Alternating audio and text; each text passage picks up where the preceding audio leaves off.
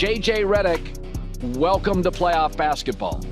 22 points, 9 assists, 8 rebounds. Anthony Edwards didn't just beat the Lakers in Game 1, he broke them. LeBron contained. Luka disrupted. Austin Reaves neutralized. But what's even scarier than his stat line is the pressure he builds and the fear he instills. Because if Game 1 showed us anything, it's that Anthony Edwards might be the Lakers' worst nightmare. Anthony Edwards didn't just show up in Game 1, he announced himself. From the very beginning, he looked like the most composed and dangerous player on the court. The Lakers tried to test him early, throwing double teams, switching defenders, and doing everything they could to get the ball out of his hands. And for a moment, it looked like that plan might work. Edwards wasn't hunting for his own shot. Instead, he started setting the table. And that's when things got even worse for the Lakers. Instead of forcing bad looks or falling into isolation traps, he adapted effortlessly. He began picking apart the defense, finding his shooters in rhythm, and letting the game come to him. 9 assists. Almost all of them led to momentum-shifting plays, and while everyone was trying to figure out when he'd start scoring, he quietly racked up 22 points, 8 rebounds, and came within inches of a triple-double. That's not just scoring, that's controlling a game. And keep in mind, he did this while dealing with a leg injury. He briefly exited the game, and for a split second, it felt like the momentum might shift back to the Lakers, but then he came back, fourth quarter, high stakes, and didn't miss a beat. That alone tells you who this guy is. Edwards didn't need to drop 40 to prove a point. His presence, his poise, his control, that was the statement, and it was loud. What made Anthony Edwards' Game 1 performance even more unsettling for the Lakers wasn't just the numbers. It was the energy he brought, the attitude. Because the truth is, Edwards doesn't just play basketball, he imposes himself on the game. From the moment he stepped on the floor, he carried himself like he owned the arena, like this was his series to take, and the Lakers felt that. Every time Edwards touched the ball, defenders hesitated. Not because they didn't know what he was going to do, but because they knew they couldn't stop it. And when he didn't have the ball, he was barking, demanding accountability, staying locked in, keeping everyone around him sharp.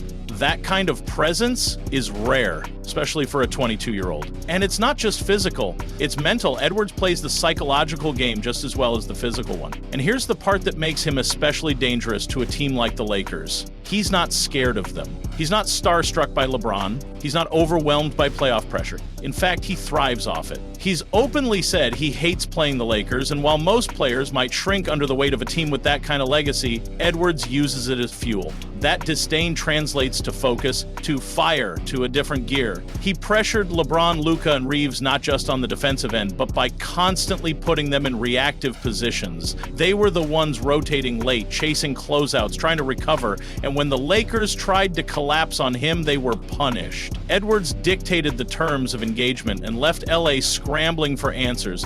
That's what makes him so dangerous in this matchup.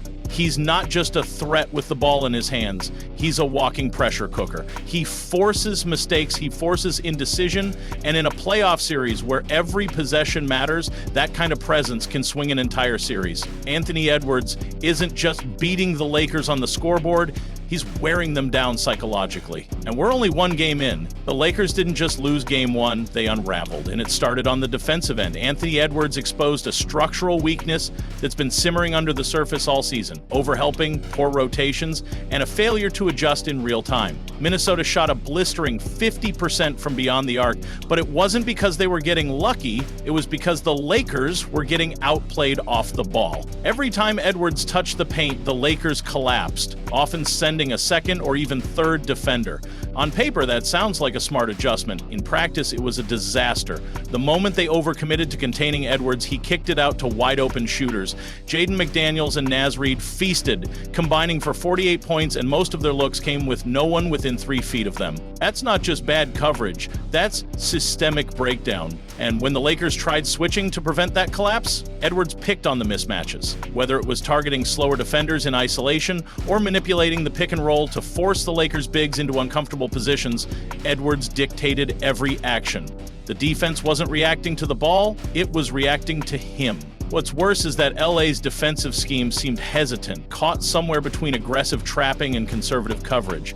That lack of identity is exactly what Edwards thrives on. He reads hesitation like a quarterback. You rotate late, he finds the cutter. You sag off, he pulls up. You hedge the screen, he sneaks around and forces help again. It's a cycle that puts incredible stress on any defense, but especially one that's still figuring itself out. Even on plays where the Lakers didn't break down structurally, they lost the intensity battle. Loose balls, hustle plays, effort on closeouts. Minnesota won the margins. And that's what championship-level teams capitalize on. The Lakers have the star power, they have the experience, but in Game 1, they didn't have the execution, and Edwards exposed every inch of daylight. If LA doesn't clean up its defense fast, and we're talking immediate adjustments, this series won't just get away from them. It'll collapse before they can even respond, because Edwards isn't just attacking their defense. He's unraveling the very system it's built on. And here's the scariest part, Anthony Edwards isn't even peaking. He's just getting started. What we saw in Game 1 wasn't a fluke. It was a continuation of a pattern that's been building since last year's postseason. Because when the stakes get higher, when the lights get brighter, and when the pressure mounts, Edwards gets better. In the 2024 playoffs, he exploded onto the national radar with multiple 40-point games, not just scoring outbursts, but surgical takeover performances against elite defenses. He joined Kobe Bryant as the only player under the age of 22 to post back-to-back 40-point games in the postseason. That's not just talent, that's killer instinct. The ability to sense when the moment is shifting and rip it back with your bare hands. What separates Edwards from most young stars is his composure in those moments. He doesn't chase highlights, he doesn't force shots to prove something, he plays within the game and then shifts the game when it matters. In Game 1, he wasn't stat chasing. He was reading, adjusting, setting the tempo. And when the fourth quarter came and the Lakers still hadn't solved him, he delivered the final blows with casual confidence. This is what playoff greatness looks like in its early stages. The stats will tell one part of the story, but the real threat is what's underneath the numbers. The way Edwards controls momentum, the way he closes space on defense and suffocates perimeter threats, the way he elevates his teammates just by staying composed. It's not just that he's capable of a 40-point night, it's that he knows when to go for it and when to tear you apart piece by piece. And this isn't a guy who's relying on streaky shooting or overperforming role players. His game is built for the playoffs. Physical, explosive, disciplined, and unbothered by reputation. He doesn't care that LeBron's on the other side. He doesn't care that he's playing in one of the most storied arenas in the NBA. In fact, he embraces it. Edwards is the type of player who doesn't just want to win, he wants to end you on your home floor. And if they can't stop him now, they might never get the chance to recover. Because Anthony Edwards is no longer just a rising star, he's a postseason killer. Anthony Edwards has already set the tone for the series. He can break down their defense, dictate their pace, and neutralize their stars without even going full throttle. And the Timberwolves? They've already stolen home court, exposed the gaps, and injected fear into a veteran locker room. The pressure is squarely on LA now. They can't afford to drop Game 2. But here's the dilemma. Do you keep trapping Edwards and risk another barrage of open threes from McDaniels, Reed, and Towns? Or do you try to guard him straight up and gamble on your best defenders holding him off for 48 minutes? Neither option feels sustainable, because when you've got a player like Edwards, someone who reads the floor like a seasoned vet and punishes every mistake, the margin for error disappears. And then there's the mental side. Edwards has already gotten into their heads. The Lakers looked frustrated, disconnected, even flat at times in Game 1. That's not what you expect from a LeBron-led team. That's what Edwards does. He drains your energy over 4 quarters. He makes you doubt your coverages, second-guess your switches, and question whether you've still got the tools to win a war like this. The Lakers have one game to prove they're still contenders. Because if they don't, Anthony Edwards won't just end their playoff run.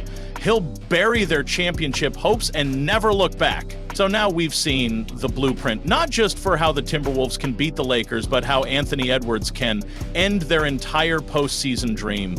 He's already taken control of the series, he's already exposed the flaws, and he's already shown that he's not afraid of the moment or of the legends standing in his way. The Lakers are officially on the clock because if they don't respond in Game 2, if they don't find a way to contain the most dangerous man on the floor, then this series might not even make it back to Minnesota. Edwards is coming for everything, and he's not asking for permission. Let us know what you think. Can the Lakers adjust in time, or are we watching the rise of a new playoff assassin? One who doesn't just beat teams, he buries them. Hit that like button if you think Anthony Edwards is the real deal. Subscribe for more playoff breakdowns, and we'll see you in the next one.